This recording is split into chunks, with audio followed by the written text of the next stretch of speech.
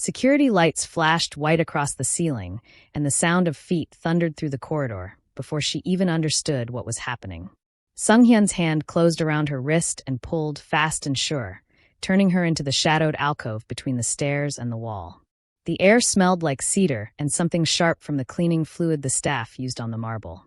Somewhere down the hall a door slammed, the echo running through the bones of the house. "Look at me," he said. She did. His face was close, the line of his jaw taut, eyes steady in the strobing light. She could hear men shouting into radios, one voice clipped and frightened, another lower and calm. His. Always calm.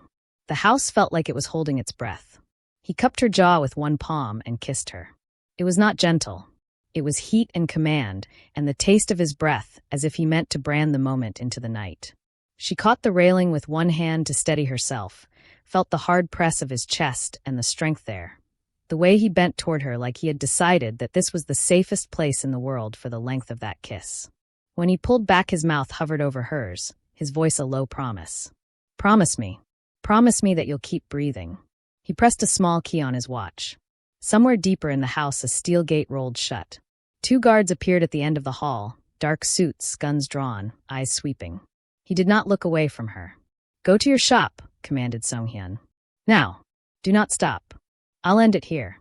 "I'm not leaving you," she said, but her voice came out thin, breath catching on fear and the aftertaste of him. "You are," he said, and he was not asking. "The car is at the side entrance." His eyes flicked to the guards. "Go with her now." Another bang sounded closer to them. She flinched. He stepped out of the alcove and took the impact of the sound with his shoulders, as if his body could absorb the noise for her. Then he was gone, moving down the corridor like a blade, the guards closing in on Ao with quick gestures and quick words.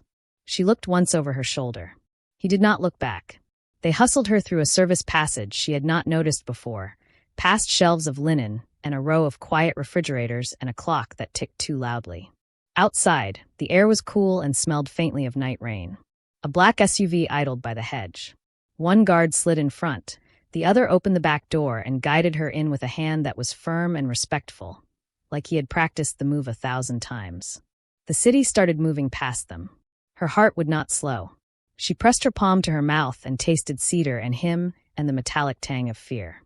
The driver spoke into a pinned mic, calm phrases that meant little to her and everything to whoever was listening. The other guard sat beside her, a silent wall. Her phone vibrated once. The screen lit the inside of the car, and there was a message from a number. The message had a photo that showed her shop with its glass blown out onto the sidewalk, mannequins fallen like bodies on a stage. Another photo followed. It was of a little girl outside a school gate in Lagos. Her hair in tight twists, her backpack slung too low like she always wore it. Mouth pinched the way she did when she was trying not to show worry. This was her little sister, Amara. Then at the bottom of the chat was a message. "Bring the phone from your gala gift bag. Come alone. 22:30. Riverside Hotel rooftop. No police." Ao's breath stalled.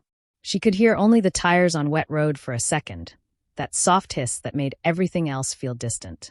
The guard beside her leaned in to read. He moved his hand away like the phone had burned him. "Who is Amara?" he asked, voice careful. "My sister," she said, and her voice shook. "She's 15. Just a child." The guard looked at the driver in the mirror. The driver nodded once and spoke another quiet line into his mic. Ao kept staring at the picture of Amara. The uniform shirt was clean and pressed. The light in Lagos looked different even through a bad camera, harsher at the edges. Amara's mouth was set like their mother's when she was trying to carry more than she should. Another message came through. "If you bring anyone, Amara gets hurt." Her thumb hovered over the keyboard. She wanted to type, to plead, to promise anything to make the phone stop talking. Her hand would not move. "Who's sending you these messages?" the driver asked. "I know who she is," Ao said, and forced herself to breathe. "Her name is Yedjin. She was my connector into the industry. She invited me to the gala. She introduced me to people who said yes quickly and said it with a smile. She said she wanted to see my work on bigger stages. She sent me lists and told me which photographers took the right angles for this city. She told me which colors sell in winter. She told me to trust her. She closed her eyes and saw the DM from months ago, a blue check mark and a message that started with love. Love your eye, love your courage, then moved to logistics. Yedjin wore clothes that made editors lean forward. Yedjin laughed with designers who only laughed inward. Yedjin took Ao by the elbow at a show once and whispered which buyer to greet first, and when to leave a conversation with grace. Ao had thought it luck to have someone like that appear and say she could help. Is Yedjin the one behind all of this? Thought Ao. What's this about a phone? Asked the guard. She brought a gift bag to the gala for me, Ao said. She said it was my welcome bonus. I put it under the counter when I got to the shop the next morning. The driver's eyes glanced up in the mirror. And you think this phone is inside? It is inside, she said, because the shape of the demand felt like certainty. And she wants me to bring it. The guard beside her angled his body toward her, not crowding, just present. Whatever it is, you cannot go alone. We have orders from the boss to protect you. She will know if I bring you. My sister's life is at stake here. Ao screamed, and hated how raw her voice sounded. The driver said nothing. The SUV changed lanes like a sleek fish cutting through water. Inside, the shop was a mess in the particular way only anger makes. Not a search, not a careful theft, just destruction for the story it tells. Racks tilted. A dress she had loved working on lay in a dark puddle of water, the fabric heavy and sad. She swallowed and thought of Amara again, because if she thought about the dress she would sit down on the floor and cry, and she did not have time for that.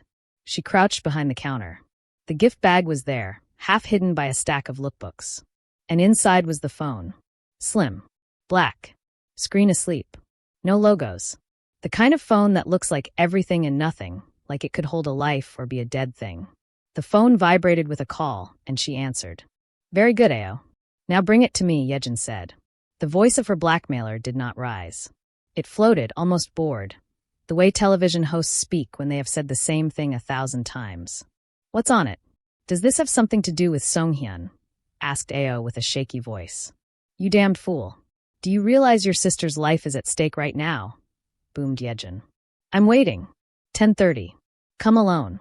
If not, your sister goes for a ride you do not want her to take. Let me speak to her, Ao begged. No, Yedjin said, and sounded genuinely amused. You will know she is safe when I say she is safe. That is how this works. Why me? Ao said before she could stop herself. You could have picked anyone. Anyone could have been there that night. Why are you doing this to me? There was a pause that felt like a smile. Because he looked at you, Yedjin said. And because you looked back. The line clicked dead. Ao stared at the black screen a second longer, and then placed the phone on the counter like you put down a blade you are not finished with. When she returned to the SUV, the driver had a tablet open, cables snaking to a small device that blinked slow blue. The tablet lit with a simple graph and 3 small lines that moved like fish under a shallow surface. The driver spoke to someone through his mic in that calm voice that made you think of someone counting cards. A red dot appeared and held steady. With a serious look, the driver and 2 guards snapped their necks at her while raising the tablet. We found 3 transfers touching your business account in the last 60 days. All from Swiss accounts. The driver said, and this time he watched her face when he said it. I have no idea what you're talking about, she said. I have 3 people and a cat, and the cat is the only one who naps on duty. We barely keep up. The bank calls me when I sneeze. There are millions in untraced funds in these accounts, he started with a lingering pause. I'll just come right out and say it. How much were you paid to get close to the boss? Excuse me? The guards immediately pointed their weapons at her. Ao looked down at the phone in her hands. She thought of the gift bag under the counter and the way the tissue had been folded clean. She thought of the wine that had stained Seung-Hyun, the angle perfect, the timing perfect, the way the world had turned on that small red stain. She set me up, Ao said, and said it without heat because anger would make her say too much. She wanted him to move when she tugged. She made me the string. The atmosphere in the room changed as the guards stood rigid, their eyes narrowing on Ao. Her heart skipped a beat as one of them stepped forward. His voice was low, accusing. You've betrayed Seung-Hyun, haven't you? Ao felt a cold stab in her chest. Her eyes darted to Seung-Hyun, but he stood silently in the doorway, his expression unreadable. Her blood ran cold. She never expected him to doubt her, especially now, when everything had seemed so clear. I've been trying to protect us, she said, her voice a tremor. I've always been honest with you. This is not me. The room was thick with tension, the silence cutting deeper than the accusation. The guard pressed on, his words sharp. Then why were you communicating with them? He gestured toward the phone, and Ao flinched. It felt like her entire world had been flipped upside down in a single moment. Seung-Hyun finally spoke, his voice softer than it had been before. "Explain yourself." Ao clenched her fists. There was a crack in her resolve, but she would not break. "I didn't betray you, Seung-Hyun. Yedjin used me. She manipulated me from the start. She knew how to get you to move. She knew how to get me to move." There was a flash of something in his eyes, guilt, anger, and something like regret. Ao couldn't read it fully, but it hurt just the same. He didn't respond. He just nodded to the guards. The men turned and left the room, leaving Ao standing in the charged silence. She took a breath and moved towards the door, but her heart was heavy with doubt. Seung-Hyun hadn't said he trusted her. He'd only wanted answers. Her world felt unstable, like the floor beneath her might give way. But this was far from over. And Ao knew she had to stay focused, no matter how much her heart ached. Once outside, Ao found herself once again in the cold, sterile atmosphere of Seung-Hyun's mansion. The guards had stopped speaking, but the weight of their silence pressed on her shoulders. She could feel their eyes on her, heavy, like they expected her to crack. Seung-Hyun motioned for her to sit. His eyes were a storm of thoughts, conflicting. "Tell me everything, Ao," he said quietly. "Tell me how Yedjin has you tangled in this mess." The words burned in her throat. She hesitated, her eyes flicking to the window where the city stretched out before them, distant, cold, and indifferent. She didn't want to do this, but she couldn't afford to lie. "I trusted her. I trusted Yedjin because she was there." Ao's voice faltered. "She promised me exposure, a way into the world that could change everything for me. But all she wanted was to use me against you." She set the wine spill up, Seung-Hyun. "She filmed it so she could leverage the footage against us both. She knew how to play the game." Seung-Hyun didn't say anything. He simply stared at her, his eyes betraying nothing, his face cold as steel. But she saw the sharpness in his gaze, the sense of betrayal, the loss of control. It was there in every tiny movement. She saw how his jaw tightened. "Why didn't you tell me this sooner?" His voice was calm, almost too calm. Ao could feel the anger simmering beneath, ready to erupt. "I tried," Ao whispered. "I didn't know who to trust. I had no choice but to follow what I thought was the right path." His gaze softened slightly, but only for a moment.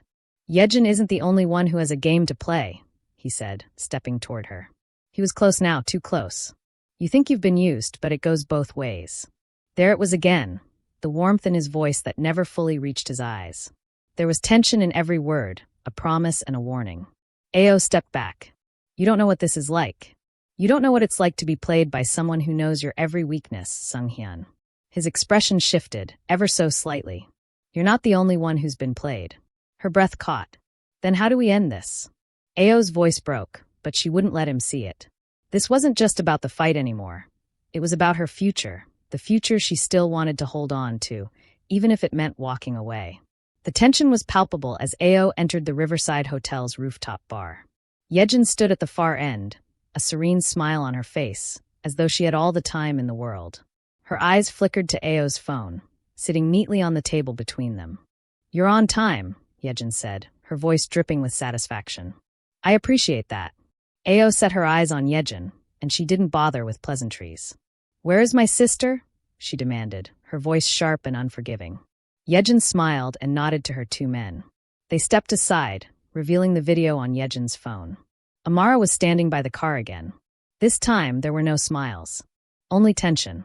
"She's alive," Yedjin said, almost casually. "If you do as I say, she'll stay that way." The air between them thickened, but Ao didn't flinch. "I didn't ask for your help," she said, pushing the phone aside and locking eyes with her captor. "I brought what you wanted." Yedjin smirked, her gaze cold and calculating. "Very good, Ao. But you're not out of the woods yet." Ao's fingers tightened around the phone.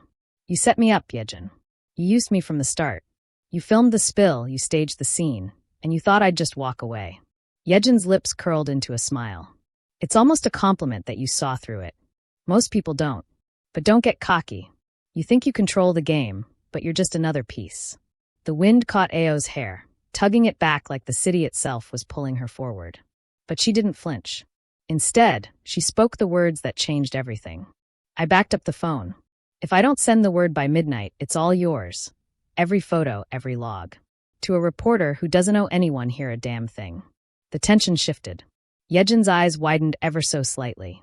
The game was in Ao's hands now, but Yedjin didn't give up easily. Her hand slid to the phone, tapping the screen to watch the time pass. The seconds ticked down as both women stood in that electric silence. Then, in a blur, the first man lunged toward Ao. Seung-Hyun was there in a heartbeat, stopping the man with a clean move, a precise hit to his neck. The second man swung at Seung-Hyun, but he evaded it effortlessly, pinning the man to the floor. Ao kicked the phone toward him. It slid clean across the table and into his hand. Without hesitation, he hurled it over the edge of the building, sending it into the city's depths. The city swallowed it whole. "Do you think I care about the phone?"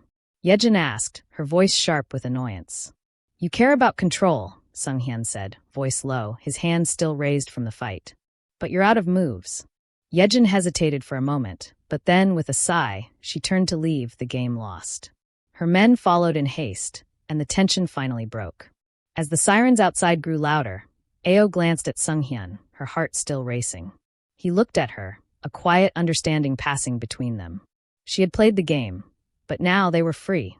She wiped her hand across her face, feeling the sweat cool against her skin. "It's over," she whispered, more to herself than anyone else. Seung-Hyun nodded. "For now. But we keep moving." They stood together, side by side, as Ao glanced out across the city. A new chapter had begun, not with fanfare or perfection, but with the promise of something real. The fight was over. But the future? That would always be something they created together.